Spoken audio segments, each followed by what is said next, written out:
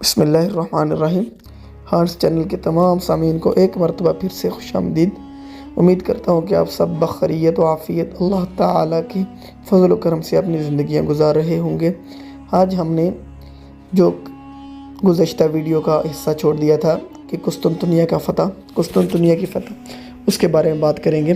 تو ویڈیو شروع کرنے سے پہلے آپ سے گزارش کی جاتی ہے کہ جن احباب نے چینل کو سبسکرائب نہیں کیا تو چینل کو سبسکرائب کریں اور ساتھ لگے بیل آئیکن کو بھی پریس کریں تاکہ ہر نئی آنے والی ویڈیو آپ تک بر وقت اور بآسانی پہنچ سکے۔ تو بڑھتے ہیں اپنے عنوان کی طرف۔ تو قسطنطنیہ کی جب فتح ہوئی تو اس کے بعد بے شمار لوگ، جیسے کہ گزشتہ ویڈیو میں کہا گیا، کہ وہ قسطنطنیہ سے بھاگ کر اٹلی وغیرہ کے شہروں میں چلے گئے۔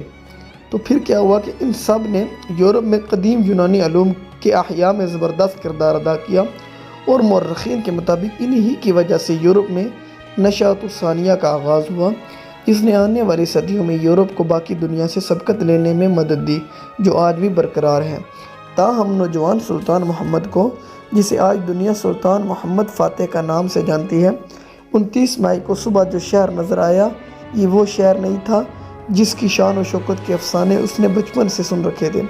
طویل انحطاط کے بعد بازنطینی سلطنت آخری سانسیں لے رہی تھی، اور قسطنطنیہ جو صدیوں تک دنیا کا سب سے بڑا اور سب سے مالدار شہر رہا تھا، اب اس کی آبادی سکڑ کر چند ہزار رہ گئی تھی، اور شہر کے کئی حصے ویرانی کے سبب ایک دوسرے سے کٹ ہو کر الگ الگ دیہات میں تبدیل ہو گئے۔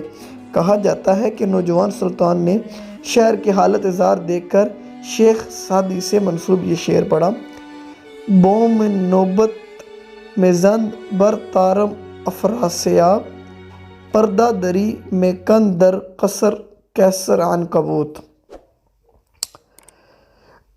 الو افراسیب کے مناروں پر نوبت بجائے جاتا ہے، کیسر کے محل پر مکڑی نے جالے بن لیے ہیں۔ یہ اس وقت کے تاریخی الفاظ تھے جو سلطان محمد ثانی کے زبان پر تھے۔ قسطنطنیہ کا قدیم نام بازنطین تھا، لیکن جب 330 عیسوی میں رومی کیسر کونسٹنٹائن اول نے اپنا دارالحکومت روم سے یہاں منتقل کیا تو شہر کا نام بدل کر اپنے نام کی مناسبت سے کنسٹینٹینوپل کر دیا، کنسٹنٹیبل، جو عربوں کے ہاں پہنچ کر قسطنطنیہ بن گیا۔ مغرب میں رومن امپائر کے خاتمے کے بعد یہ سلطنت قسطنطنیہ میں برقرار رہی، اور چوتھی تا 13ویں صدی تک اس شہر نے ترقی کی وہ منازل طے کی کہ اس دوران میں دنیا کا کوئی اور شہر اس کی برابری کا دعویٰ نہیں کر سکتا تھا۔ یہی وجہ ہے کہ مسلمان شروع ہی سے اس شہر کو فتح کرنے کے خواب دیکھتے آئے تھے۔ چنانچہ اس مقصد کے حصول کی خاطر چند ابتدائی کوششوں کی ناکامی کے بعد 674 میں ایک زبردست بحری بیڑا تیار کر کے قسطنطنیہ کی سمت روانہ کیا گیا۔ اس بیڑے نے شہر کے باہر ڈیرے ڈال دیے اور اگلے 4 سال تک متواتر فصیلیں عبور کرنے کی کوشش کرتا رہا۔ آخر 678 میں بازنطینی بحری جہاز شہر سے باہر نکلے اور انہوں نے حملہ آور عربوں پر حملہ کر دیا۔ اس بار ان کے پاس ایک زبردست ہتھیار تھا جسے آتش یونان یا گریک فائر کہا جاتا ہے۔ اس کا ٹھیک فارمولہ آج تک معلوم نہیں ہو سکا، تاہم یہ ایک ایسا آتش گیر مادہ تھا جسے تیروں کی مدد سے پھینکا جاتا تھا۔ یہ کشتی اور جہازوں سے چپک جاتا، مزید یہ کہ پانی ڈالنے سے اس کی آگ مزید بھڑک جاتی تھی۔